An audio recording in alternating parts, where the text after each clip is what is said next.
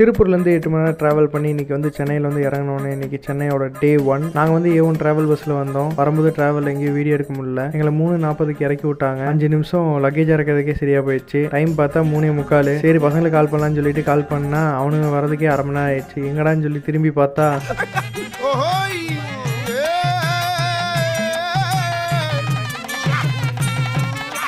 ஒரு வழியாக வந்துட்டானுங்க. ஃப்ரெண்ட்ஸை பார்த்து ரொம்ப நாள் ஆச்சு. கையை கொடுத்து கட்டி பிடிச்சிட்டு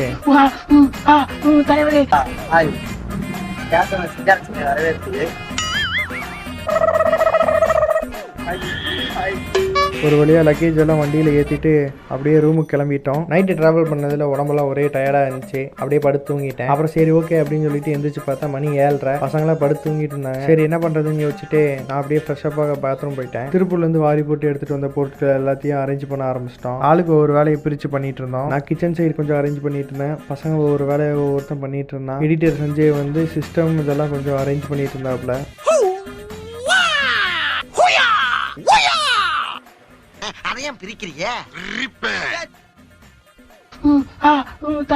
ஒரு ஆள் வீட்டில் இருக்கிற பொருள் எல்லாத்தையும் அரேஞ்ச் பண்ணிட்டு ரொம்ப டயர்டாக இருக்குது, சரி டீ குடிக்க போகலான்னு சொல்லிட்டு வெளியே கிளம்பிட்டோம். நம்ம கேமரா தூக்கிட்டு போனோன்னு நம்ம பசங்க நம்மளை பற்றி பேச ஆரம்பிச்சிட்டானுங்க.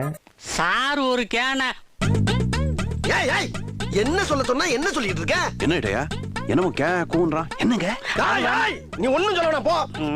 எல்லாரும் திடீர் தளபதியை பார்த்துருப்பீங்க, திடீர் சூப்பர் ஸ்டாரை பார்த்துருக்கீங்களா? இப்போ பார்ப்பீங்க.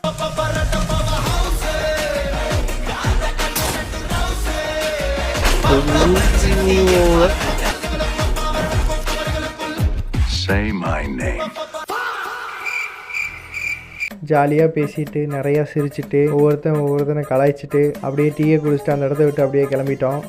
டீ கடையிலேருந்து டீயை குடிச்சிட்டு கிளம்பும்போதே 1:45 ஆயிடுச்சு. சீக்கிரம் சாப்பிட்டாகணும்னு சொன்னாங்க. சரி ஓகே அப்படின்னு சொல்லி நானும் என் ஃப்ரெண்ட்ஸ் எல்லாரும் போய் சாப்பிட ஆரம்பிச்சிட்டோம். பாதி பேத்துக்கு பார்சல் வாங்கிட்டு ரூமுக்கு போயிட்டோம். சாப்பிட்டு ரூமுக்கு வந்து பார்த்தா நம்ம அஸ்வின் மாப்பிள்ள இருக்கோம்.